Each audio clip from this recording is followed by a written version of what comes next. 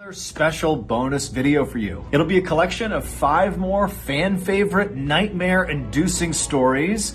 And don't worry if you've heard or seen these before, because we have totally re-edited all of them, so the viewing experience will be all new. But before we get into those stories, if you're a fan of the strange, dark, and mysterious delivered in story format, then you've come to the right place, because that's all we do, and we upload once a week. So if that's of interest to you, please sneak into the Like Button's house and reverse all their toilet paper rolls, so instead of feeding out from the top, they feed out from underneath like a serial killer. Also, please subscribe to our channel and turn on all notifications so you don't miss any of our weekly uploads. Okay, let's get into today's stories.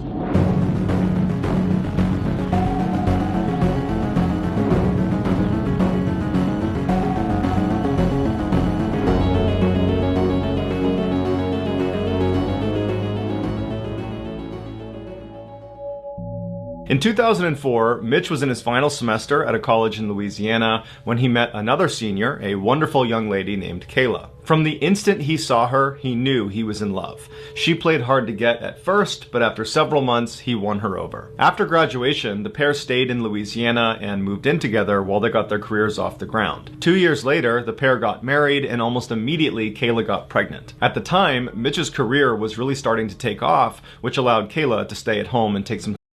By the time their daughter was born, Mitch was making so much money that Kayla decided to just stay home and be a full-time mom. A couple years later, Kayla got pregnant again, and by the time their daughter was 2 years old, they had their son. Mitch adored his children. Every morning before he went to work, he would sneak into their room and he would watch them sleep, and then in the evenings, they would have these big family sit-down meals and then play games together until bedtime. Mitch's life was perfect. Shortly after his son's birth, Mitch was lounging on the couch in his TV room when he noticed out of the corner of his eye the red lamp in the corner of the room. It just looked funny. It was almost like the light itself was blurry, but when he looked a little bit closer at it, the entire lamp looked blurry.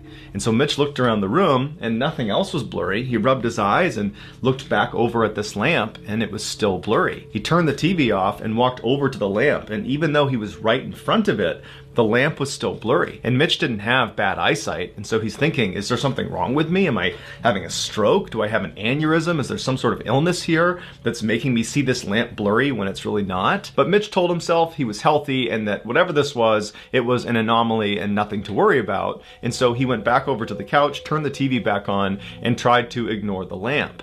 But as he was watching TV, out of his peripheral vision, he couldn't help but notice this weird blurry lamp. And so finally, he turned the TV off again, and he turned to look at this lamp. And now, in addition to being blurry, it appeared to be upside down. Now Mitch was genuinely concerned that there was something wrong with him, because again, nothing else in the entire room was blurry or upside down. It was just this lamp. And so a few minutes later, his wife and his kids came home, and Mitch decided he would not tell them about this lamp. He didn't want to alarm them. He figures he will get to the bottom of this blurry lamp, and then he will tell his wife and kids. And so that night, the family has a sit-down meal, and then afterwards they play some games together, and then everybody goes upstairs and goes to sleep. But after everyone had gone to sleep, Mitch was just laying in bed thinking about this lamp. And so finally, he snuck out of his bed and went downstairs to the TV room, and he sat on the couch, and he just stared at this lamp.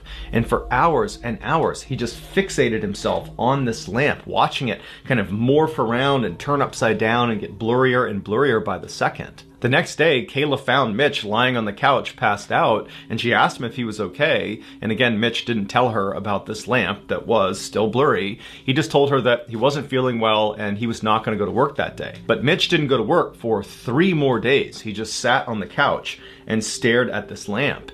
And Kayla obviously picked up on this strange behavior and kept poking and prodding to get more information about what was going on, but Mitch never told her the truth about this lamp. He just kept telling her he felt sick. She urged him to go see a doctor, but Mitch told her it would be fine, he'd get better. And then over time, as this lamp continued to morph and get bigger and get stranger and stranger, Mitch suddenly was unable to respond to his wife. He became totally unresponsive. And so obviously his wife became desperate and called the doctor. And as she's on the phone with the doctor trying to get advice about what to do, Mitch realizes the lamp is now growing in leaps and bounds. And before long, the lamp is the entire size of the room, and all he can see is the red color of this lamp. And then Mitch starts to hear these voices, these screams coming from somewhere in the distance. And then he feels this blinding pain in his head.